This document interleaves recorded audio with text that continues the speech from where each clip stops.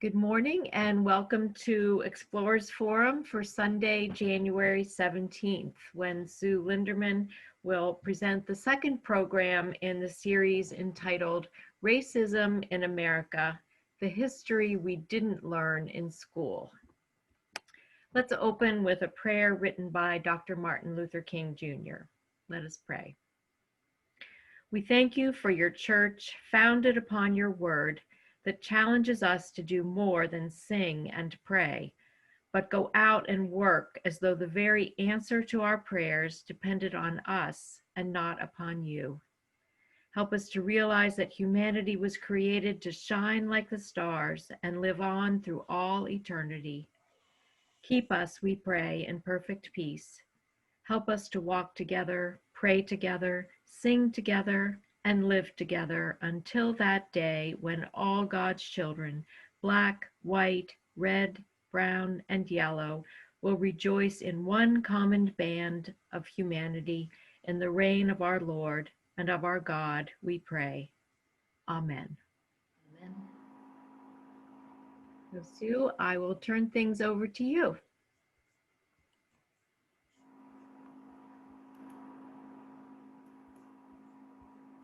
Okay. I am so grateful for this opportunity to share this time with you as together we explore racism in America, the history we didn't learn in school.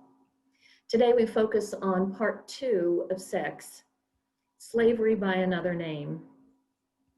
Our country's history from the end of the Civil War and Reconstruction through the early 20th century. It was a pivotal period and one that has been largely hidden to many of us. The distortion of our past is made possible through the incomplete telling of our history. And what we'll hear about today reflect the roots of many of the aspects of discrimination against African American and Black citizens in our country today. Much of the racial turmoil that we now see can be traced directly to elements of our history, even before the founding of the United States. Many of the racial stereotypes that we hear or hold are a direct consequence of intentional economic and public policy and beliefs that have no grounding in genetics. Other countries with similarly sordid racial pasts have sought to move forward via a process called truth and reconciliation. America is in desperate need of such a process. So we here, for these 6 weeks, are embarking on a search for more truth. Much of it is painful, especially for those of us who believe that every person is a child of God, who profess that we are good people with a desire to seek peace and justice for all. I believe that in bringing to light this history of ours that we should have known but didn't learn, we may be transformed in deeply meaningful ways with a new or renewed urgency to act, to finally and truly address the profound inequities that exist in our society today. So let's continue.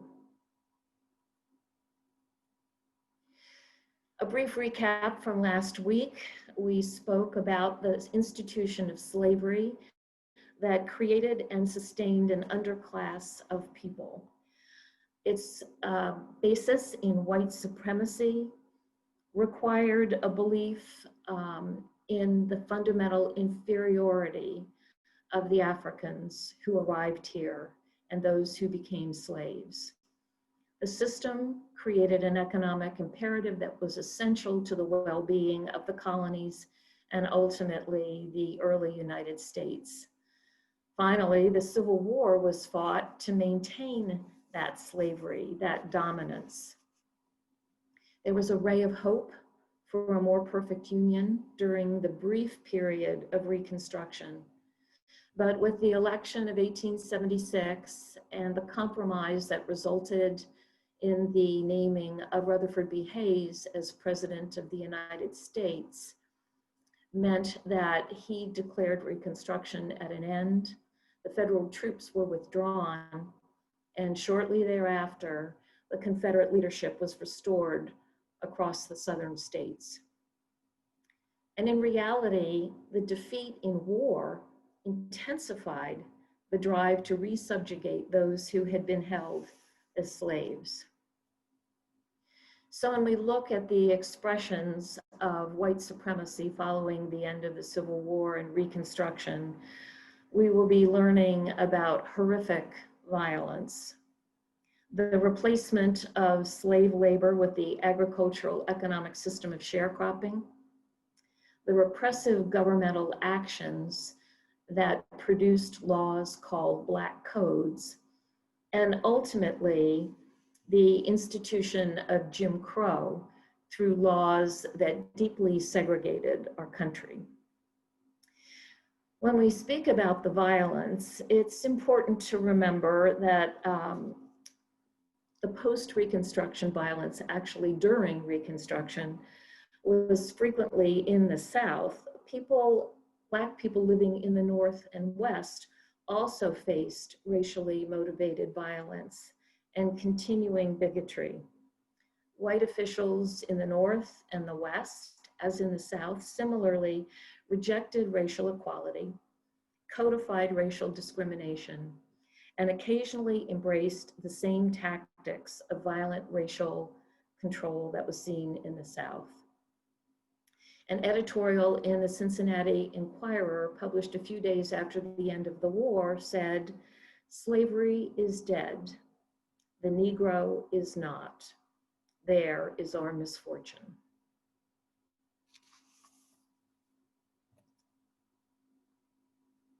As we look at violence, it actually begins during Reconstruction with the presence of federal troops in the South.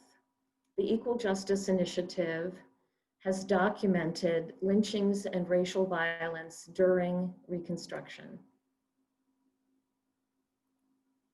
This is a map of the United States, and the red dots that are appearing are the massacres of Black citizens. The size of a dot is indicative of the number of Black citizens killed during those particular events. And remember, this is during the time that the federal troops were present across the South.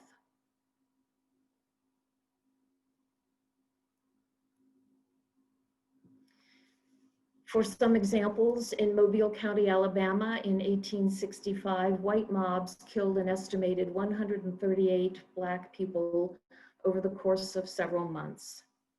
A year later, in Pine Bluff, Arkansas, 24 emancipated men, women, and children living in a refugee camp were found dead, hanging from trees. In 1868, in Louisiana, there was such a significant number of lynchings that 475 Black people were murdered without consequence. In Colfax, Louisiana in 1873, white mobs killed at least 150 Black people in violence intended to disenfranchise Black voters and restore white supremacy. To this day, there is a marker in Colfax commemorating the Colfax riot that reads, "On this site occurred the Colfax riot in which 3 white men and 150 Negroes were slain. This event on April 13, 1873 marked the end of carpetbag misrule in the South." In Vicksburg, Mississippi in 1874, Black residents organized to protest the removal of an elected Black sheriff, and white mobs attacked and killed an estimated 50 Black people. Southern newspapers often suppressed reports of white violence targeting Black people, alleging that the stories unfairly cast the South in a bad light. In addition, the impunity with which these attacks were committed meant that many victims simply disappeared, leaving no obvious trace of their fate. The trauma of this racial violence also left many Black victims and witnesses afraid to report the attacks or provide any testimony against the white mobs responsible. Makes you think about the situation in Wilmington today with regard to reporting violence to the police. And finally, the indifference and even the complicity of local legal systems left few authorities to whom attacks could be reported, even if people were brave enough to want to do so. The laws discriminated against them, the courts upheld a double standard of justice, and the police acted as enforcers. Aside from a few limited arrests and prosecutions carried out by federal authorities, the vast majority of white individuals and mobs that committed violence against Black people faced no consequence and had no fear of punishment.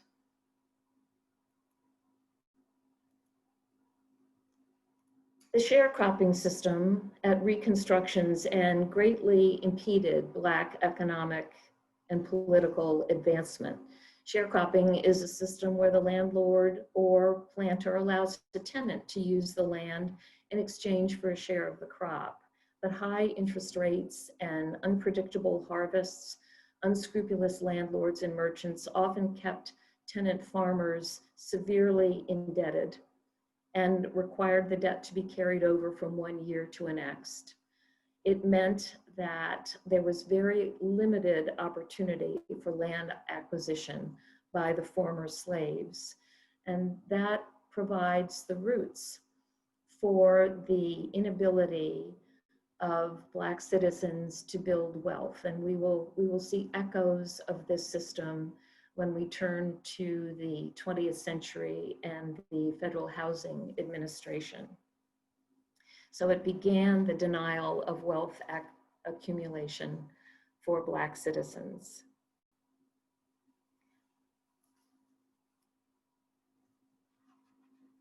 One of the things that I think we probably knew the least about is the system of Black codes.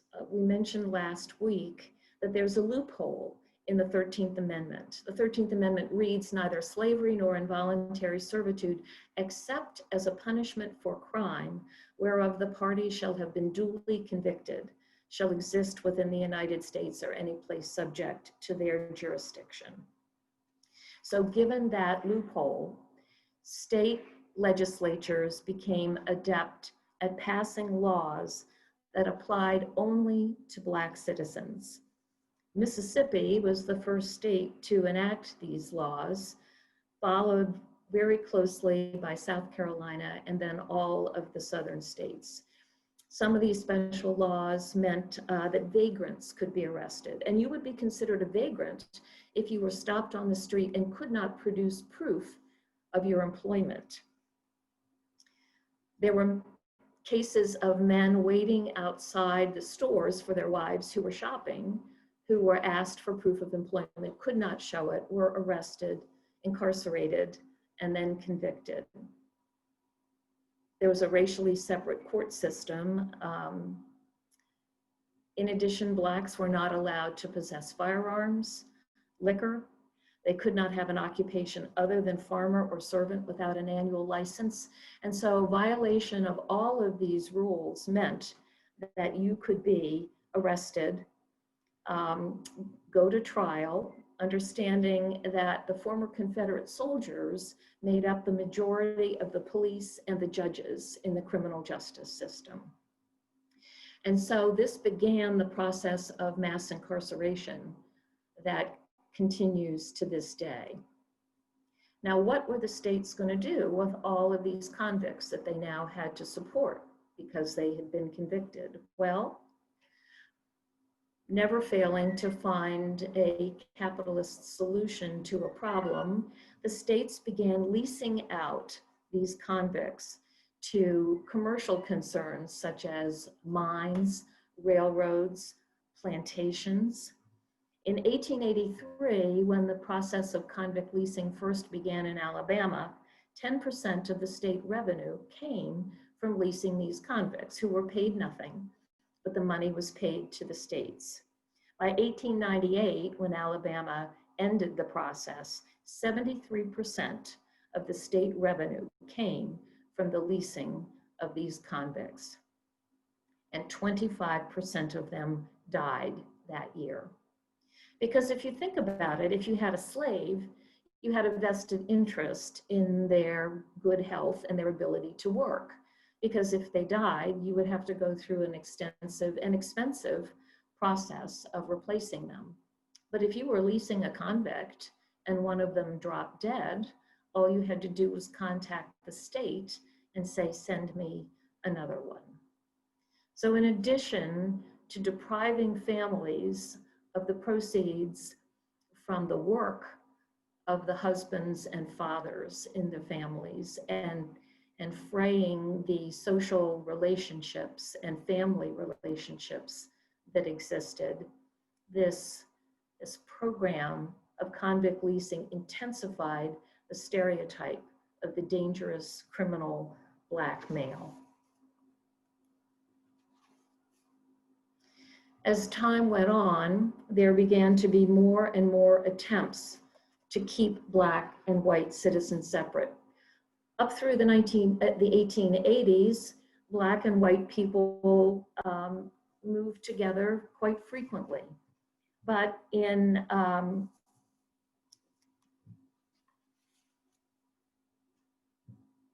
the middle 1880s, a law was passed that required that railroads provide separate cars for Black and white people.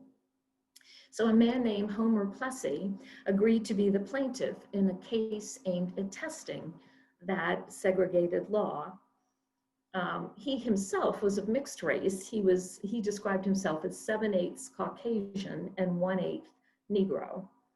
On June 7th, 1882, Plessy bought a ticket on a train from New Orleans that was bound for Covington, Louisiana, and he took a vacant seat in the whites-only car. After he refused to leave the car at the conductor's insistence, he was arrested and jailed. He was convicted in a New Orleans court of violating the law, and he filed a petition claiming that his rights had been violated under the Equal Protection Clause of the 14th Amendment. It took years for the case to make its way to the Supreme Court, but on May 18th, 1896, the Supreme Court delivered its verdict in Plessy v. Ferguson, and it ruled that the protections under the 14th Amendment only applied to political and civil rights, not to social rights. And so it denied that segregated rail cars for Blacks were even necessarily inferior, said that they were perfectly legal, and, quote, "We consider the underlying fallacy of Plessy's argument to consist in the assumption that the enforced separation of the two races stamps the colored race with a badge of inferiority. If this be so, it is not by reason of anything found in the act, but solely because the colored race chooses to put that construction upon it." Of course, there's nothing inferior about the facilities that were available only to Black citizens. And so that decision initiated the passage of multiple Jim Crow laws across the South. Separate but equal became the law of the land. It legalized that segregation. And the laws that were passed really constructed a savagely enforced system of racial apartheid in the United States that excluded Black people almost entirely from mainstream American life. It was a system so grotesque that Nazi Germany actually examined the Jim Crow laws to take inspiration for the laws that they were to pass, finding that some of the requirements imposed in certain Jim Crow laws in the United States were too extreme even for them to implement.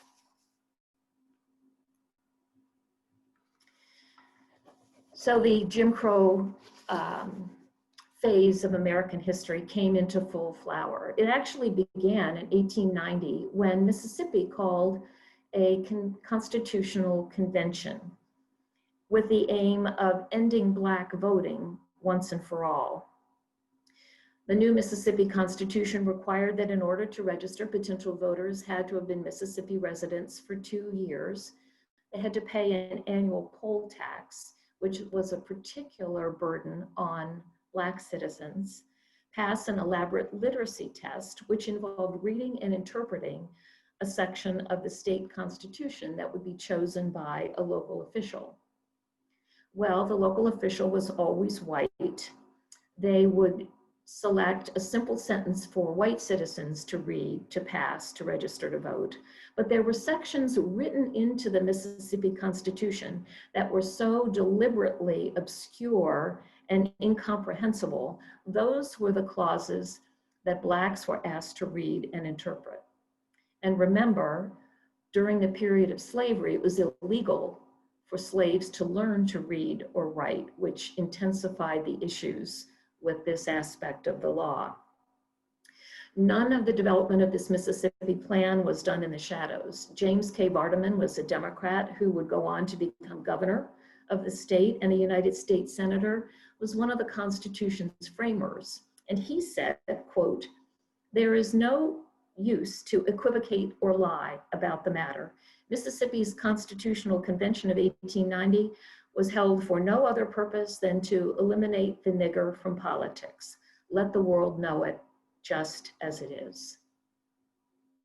Every Southern state followed suit and adopted something similar to the Mississippi Plan. In 1898, Louisiana held its Constitutional Convention, and it was specifically to disenfranchise African Americans. The committee chairman said its purpose is to establish the supremacy of the white race. After its adoption, the number of registered Black voters in Louisiana dropped from over 130,000 to 1,342 by 1904. And once all the Southern states adopted their form of the Mississippi Plan by 1910, all Southern states excluded Blacks from voting and from serving on juries. And so the laws that the legislatures, the all-white legislatures passed, denied public resources for schools and services for Black citizens. And all of this process continued legally until finally the Civil Rights Act in 1964 abolished the legality, if not the practice. So during that period of time, how were all of these limitations on Black citizens enforced? And we see the extraordinary acts of terrorism that took place during that time period. According to the Equal Justice Initiative statistics, the number is now even greater than the 4,400 listed here. Between 1877 and 1950, there were almost 5,000 terror lynchings carried out across the Southern states. The purpose of these lynchings was for intimidation and control. And they were carried out with immunity to the perpetrators. The features of this range of terror lynchings goes well beyond what was experienced during the Reconstruction period. These lynchings, I don't know about you, I always thought of a lynching as sort of an extrajudicial process where white citizens might be unhappy at the pace of the judicial system or impatient to see that retribution was carried out against a Black, typically man, where the person would be abducted from jail or wherever, a rope thrown over a tree limb, and he would be hanged. There was so much more to it than that. These terror spectacle lynchings featured torture, dismemberment, burnings, hangings, and they were attended by thousands of people, including governors, mayors, police chiefs. People would bring crowds, friends, families, picnics. Here are some of the images from the public spectacle lynchings that the Equal Justice Initiative has documented. On the left-hand side, you see the result of a lynching being scheduled. Professional photographers would come and take photographs. So here you see on the left a postcard with the photograph of the burned and dismembered body of Jesse Washington, turned into a postcard in this instance. You may not be able to read the text, but the handwriting says, "This is the barbecue we had last night. My picture is to the left with a cross over it. Your son, Joe." So people would purchase these postcards and send them to friends and family members who had not been able to participate. Center photograph shows a young girl looking at the corpse of someone who had been lynched. The upper right, you see the burning alive of yet another lynching victim.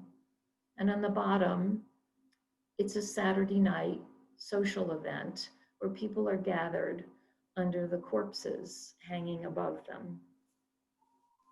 These lynchings drew large crowds. They were bold public acts that implicated the whole community. Imagine what it was to bring your children to observe these spectacles. 99% of the perpetrators escaped punishment. In subsequent years, there have been more than 200 attempts to pass a federal anti-lynching law.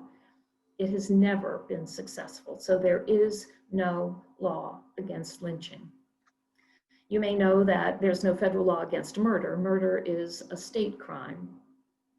But in attempts to pass a federal anti-lynching law, it has failed every time, most recently early in 2020, when the House of Representatives for the first time passed an anti-lynching law, but a single senator, Rand Paul, prevented its being implemented.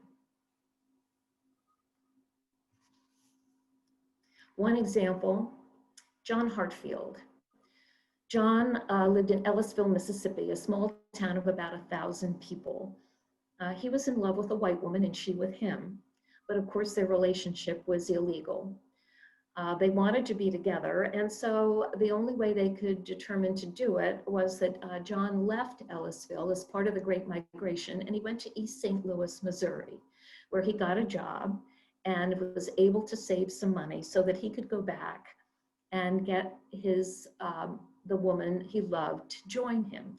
But as he entered town, word had come about that he was coming back, and he was shot in the shoulder by police, who took him to a local doctor and advised the doctor to keep him alive long enough for him to be lynched.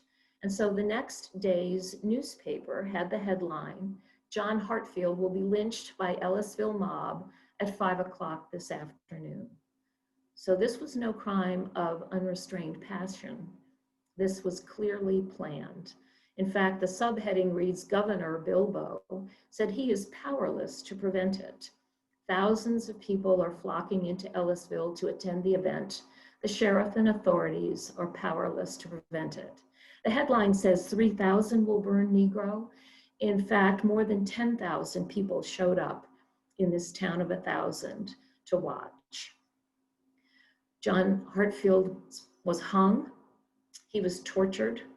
His body parts were cut off and distributed as souvenirs. More than 2,000 bullets were fired into his body.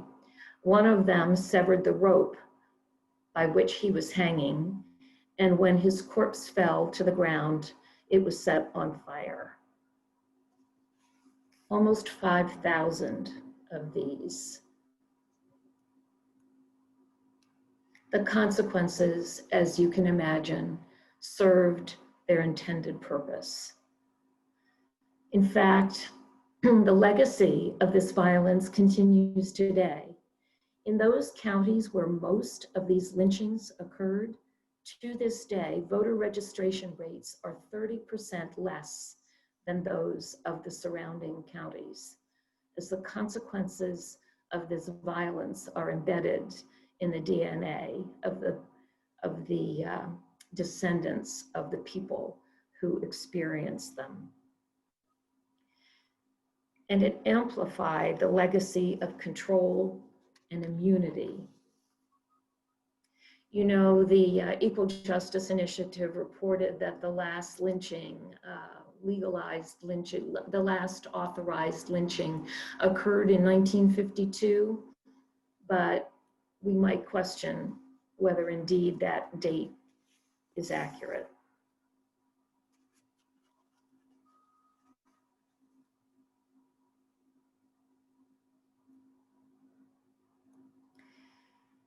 So as a consequence of the violence, of the lack of economic opportunity, in 1898, the infestation of the boll weevil had an enormously detrimental effect on the cotton crop. And so over a period of time between 1916 and 1970, known as the Great Migration, 6 million African Americans left the South. There was a wonderful book by Isabel Wilkerson called The Warmth of Other Suns that describes this period in our history. It's quite a tome, quite a sizable book, but a wonderful read about this period of time. So during this period, because living conditions were so poor, economic opportunity so limited, repressive laws that prevented really any form of meaningful participation in society, all 6 million African Americans left the South. They found that with World War I, there was a shortage of workers elsewhere in the country. In fact, in the period from 1871 to 1915, the United States allowed the immigration of 25 million Europeans. But with the start of World War I, that supply of workers came to an abrupt end. So the combination of the lack of additional immigration, the white soldiers in particular, workers gone off to war, and the scaling up of war production, there was a huge labor shortage that these Black citizens were able to fill. There were agents hired to recruit African Americans to move north to work. But Southern agents sought very strongly to prevent their moving, which created additional conflict. Churches would form migration clubs that would help their members move to the Northeast, Midwest, and West. And so in the period of time between 1910 and 1920, the Black population of New York City increased by 66%, Chicago increased by 148%, Philadelphia by 500%, and Detroit by 611%. Now, part of this migration had wonderful effects. The Harlem Renaissance that occurred in New York was a wonderful aspect of a thriving community and culture that took hold in New York City. Segregation wasn't legalized in the North, but there was widespread racism and prejudice that these Black citizens encountered. And eventually, with the end of the war, the scaling back of production, the return of the veterans, there was an eventual labor surplus. And at that time, almost universally, labor unions would not accept Black members. And so that put them at a disadvantage when there was an insufficient supply of jobs. One of the results were some severe race riots. They began in 1917, and in the year 1919, there were race riots in 26 cities. The most significant was in Chicago, but 25 other cities as well. And there were numerous instances of lynching African American servicemen in uniform. There were whites who were enraged at the prospect that African Americans who had served in the war might consider that this service meant they were entitled to equal treatment. And so there was no exemption for veterans. In fact, it almost made the situation worse. And so there were profound demographic effects of the Great Migration in terms of population across the country, as well as the detrimental effects to agriculture and commerce in the South. One of the examples of the race riots took place in Tulsa, Oklahoma. And it was called a race riot, but subsequent examination of the circumstances indicate that race massacre is a far more meaningful term. Greenwood was an African-American community just outside the city limits of Tulsa. It was known as the Black Wall Street. It was home to opera and symphony. Many nationally known African-Americans lived there, lawyers, doctors, judges. It was a thriving community. And there was considerable tension between Greenwood and the city of Tulsa. On a hot day in May of 1921, May 31st, Dick Rowland, a young Black shoeshine boy who worked in Tulsa, needed a break to go to the bathroom. In the entire city of Tulsa, there was only one building that had one bathroom that African Americans could use. So he made his way to the Drexel building and got on the elevator, which was operated by young Sarah Page, a 17-year-old white woman. Something happened. It's not ever been clear exactly what, but upon reconstruction, there is a thought that he tripped, that he stepped on her foot, then in losing his balance, he reached out and touched her, and she screamed. And they both ran. The Tulsa Tribune the next day spoke about his assaulting Sarah Page. He had been arrested and taken to the jail at the courthouse in Tulsa. But there had been a lynching in Tulsa 2 years before. So the residents of Greenwood, about 50 Black men, came and surrounded the courthouse to prevent Dick Rowland from being taken from the jail and potentially lynched. About 150 armed white men came to the courthouse, shots were fired, and a riot broke out. 2 days later, the entire community of Greenwood was reduced to rubble. All of the white men surrounding the courthouse were deputized. They murdered at least 300 residents of Tulsa. They commandeered airplanes. They flew over Greenwood and dropped kerosene bombs onto the buildings so that the entire community was leveled. And 10,000 citizens were left homeless. A bit later on, there was an announced intention to rebuild Greenwood, but the local government determined that what would make the most sense would be to clear away that property and make it commercial, a transit center, a buffer between Tulsa and the Black community, the poorer Black community that existed beyond the borders of Greenwood.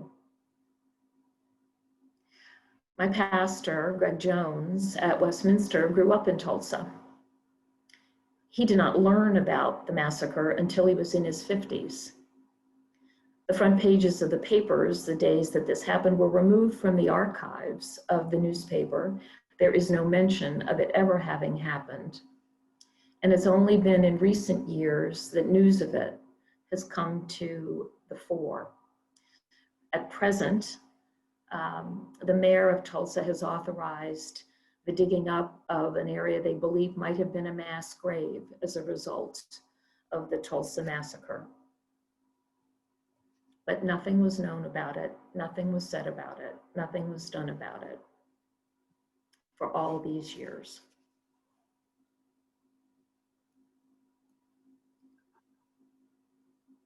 This is a sculpture at the Legacy Museum in Montgomery, Alabama. May we never forget all those who suffered and died because they asserted their basic human right to be free. And so next week, we will turn our attention from the South to the whole United States as a consequence of the migration, the Great Migration, the federal laws, the federal actions, the intentional public and economic policy that operated to ensure that African Americans would not have any level of equity, equality, or justice.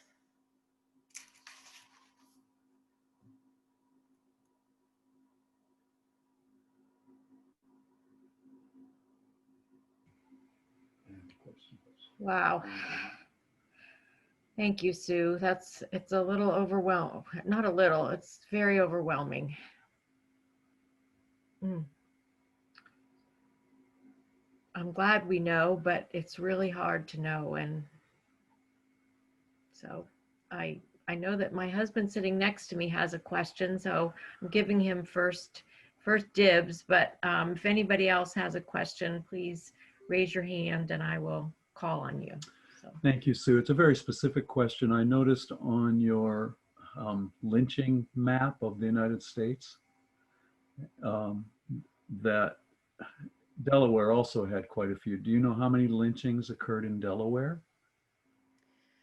Well, I do know at the time that the Equal Justice Initiative built the Legacy Museum, where they documented that series of lynchings, there were none reported in Delaware. At the time, I believe her name is Savannah Smith, was a young student who visited the museum and ended up engaging the Delaware Historical Society in doing some research. And so there is currently a commemorative marker at Kirkwood Highway that marks one of the lynchings that was uncovered. Interestingly, the mob that conducted the lynching was stirred to a frenzy by a Presbyterian pastor in Wilmington, Delaware. Since then, I know there has been at least one more that has been documented, and there's more research being done. Thank you. Interesting about that, the memorial plaque that was installed for that lynching itself was stolen, and shortly after it was installed, and so then had to be replaced. So it's a continuation of the lack of willingness to recognize our history. Right.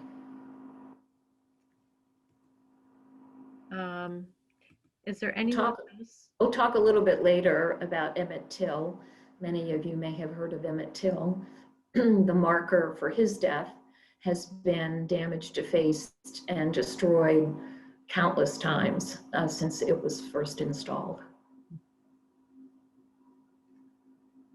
Right, I see Patrick has a question. So Patrick or Noble, I don't know which one, but if you want to speak. Yeah, it's Noble. I have a couple of comments regarding Delaware. My grandparents came to Pennsylvania from Virginia as a part of the Northern Migration.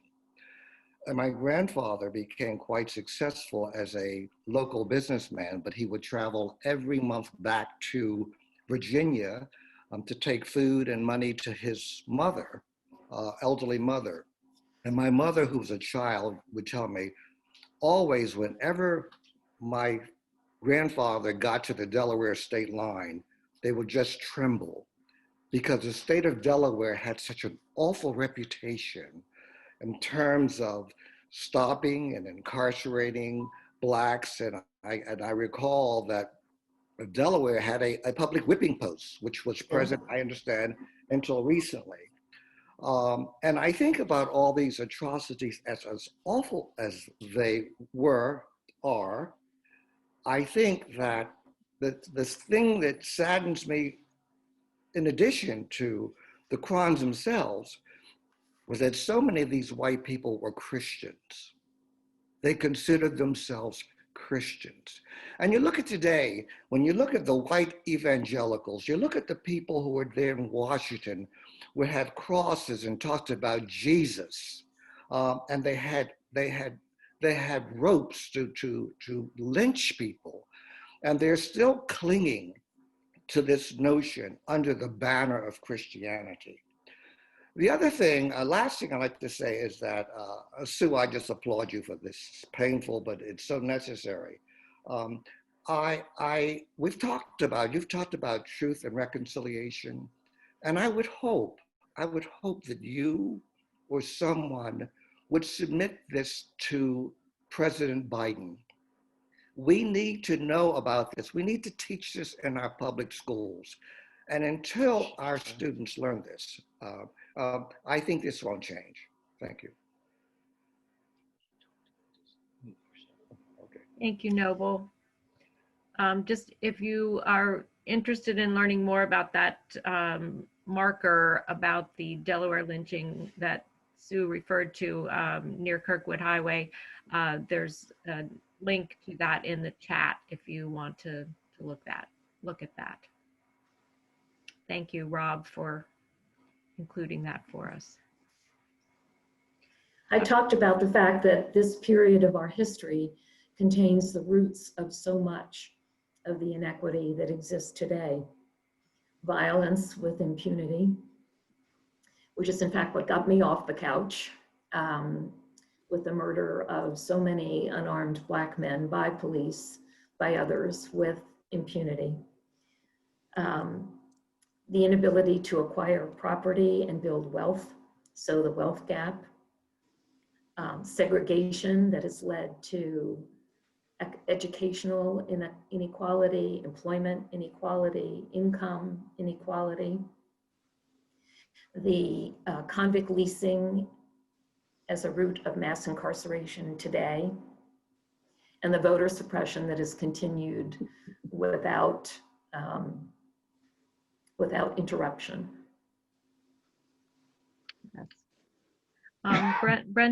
Brenda Ferris, and then Lyle and Terry. So Brenda. I think this came up last week, but if this is, to me, a definition of evil in the world. And, you know,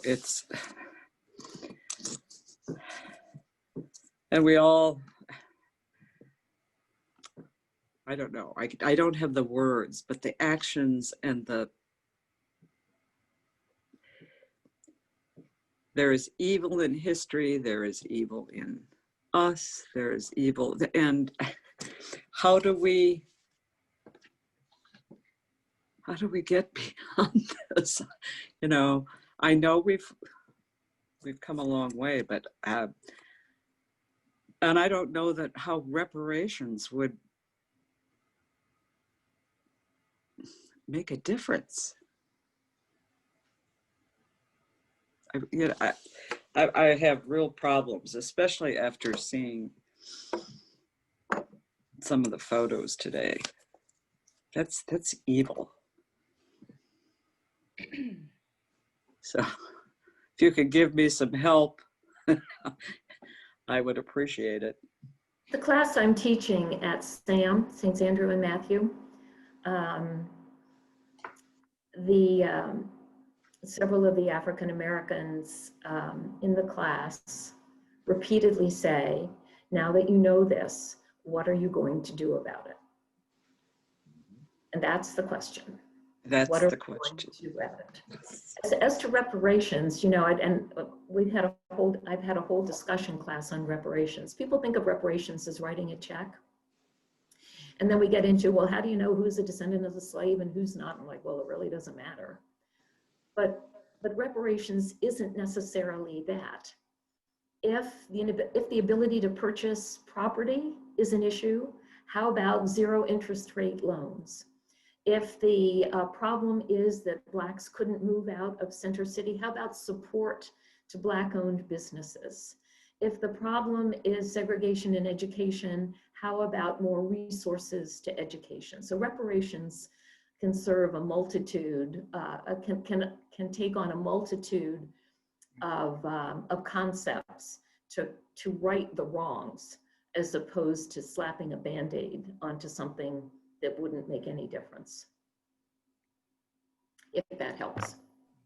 Thank you for that, Sue. I also know, and it will be in this upcoming week's emailed newsletter, the YWCA, among others, is sponsoring a number of events, and they are starting I think it's a 10-month monthly group for white allies. It's a white ally group. It will be facilitated. There'll be resources. So it's for white people who want to know more about how to be allies and how to help address some of these things. So look for that in the, and there are other opportunities through the YWCA, and that's just one resource. So if I might say, Sue, I'm facilitating one of those small groups. Oh, so looking forward to that. Yeah. Great. To how to move to action. Right. Good. Yes. We'll have one, I think that Terry and Lyle they're the only other ones with their hands raised. So we'll have them make the last question or comment before we conclude. Hi. This is very painful, but I want to share it, even if I may become emotional. Back when I was a college student, I was at a Presbyterian college in Maryville, Tennessee. And we were young people from all over the states, but we did have a large contingency of local Tennessee students. And I had said that our school should march to support voting rights. And I overheard one of the students from Tennessee say that the Black community was happy the way it was and that we should not disturb anything. So early one morning, I walked to the Black community. I knocked on the door of the manse next to a Black church, asked if I could check it out of what was happening. And the pastor invited me to come in and ask the question to the congregation: are you happy with what's happening with you in your community? Do you want voting rights? And do you want us to support you? Some of the older people in the congregation began to cry. And they began to say no, no, because there was a big sign right at the community of the Grand Wizard of the KKK. And they said, we will be attacked by the KKK. The young people stood up and said, now is our time. We will stand up. We will vote, and please come and help us register and vote. So I came back to school, quietly asked the moderator of the meeting beforehand if he would allow me to speak as the last speaker. And I got up and I told my story. And we were ready to take the vote when the son of the Grand Wizard of the Klan stood up and threatened to kill me because I was stirring the pot. And I was ushered out on the side. Well, naturally, I didn't get killed. Naturally, the students marched down and they did what they wanted to do, and that was to support voting rights. In the meantime, a cross was burned on the president of the college's lawn, which was attached to the college. And I was asked to cool it because they had threatened to burn the dormitory where I lived, because there were 2 Black female students also living in the dorm. So we kind of cooled it all and began to send goods, clothes, and food to tenant farmers who had been kicked off their land and were living in tents. These were Black people. So what I want to say is there is an awful lot of denial that goes on in white community and in white churches. This is real stuff, and it's still happening today. It's very, if you look at it, there are white supremacist groups all over this country, all over. This is white denial, and white denial within our churches as well. And reparations is so, so, so important. All of the books that I've been reading recently, written by Black people who are talking about this issue, are saying reparations could really help us to get the loans, to get housing, to get good education. So yes, reparations needs to be done. I'm sorry. Thank you, Terry. That was very brave to share. Thank you. Thank you. And I will also let you know that Ta-Nehisi Coates wrote a very powerful essay back in 2014 on the case for reparations. It was published in The Atlantic, and you can find it online. You can Google it, and I encourage you to read it. It's long, but it's outstanding. thank you, Sue. And thank you again for this wonderful presentation.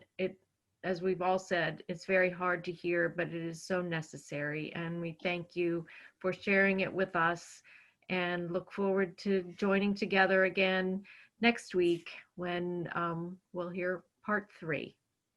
So everyone have a good week, and we have Wednesday to look forward to, Inauguration Day. So with that, blessings to all. Take care. Bye-bye.